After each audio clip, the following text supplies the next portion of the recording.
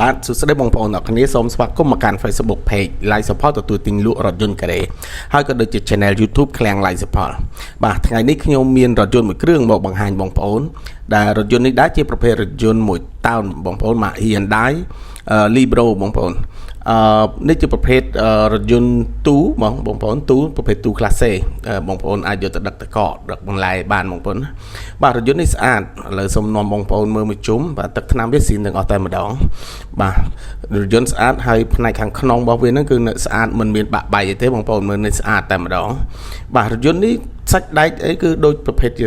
រថយន្តឃ្លាំងដែរបងប្អូនឡានផ្លាកលេខតែស្អាតសាច់ដែកស្អាតហើយម៉ាស៊ីនក៏ស្អាតម៉ាស៊ីនត្រជាក់អីគឺមានមួយសេតបាទបងប្អូនបាទឥ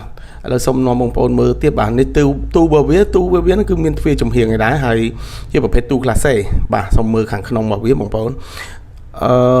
នេះតម្រូវការបងប្អូនទូនេះបងប្អូនអាចយកទៅដឹកតកឲ្យបានបងប្អូនណា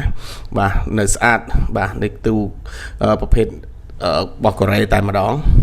បាទហើយសូមមើលមួយជុំទៀតបងប្អូនហើយកង់អីហ្នឹងគឺនៅស្អាតទាំងអស់ម៉ាស៊ីនគឺនៅស្អាតមួយអែមបាទហើយឃ្លាំងរបស់ខ្ញុំបាទហ្នឹងគឺមាន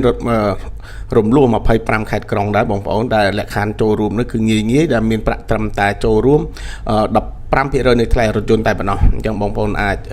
យករថយន្តទៅប្រកបអាជីវកម្មបានហើយទីតាំងរបស់ខ្ញុំបាទនោះនៅខាងជើងផ្លូវរទេះភ្លើង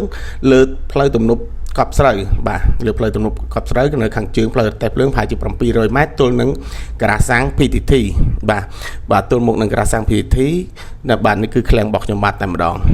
បាទសូមអរគុណនិងសូមជម្រាបលា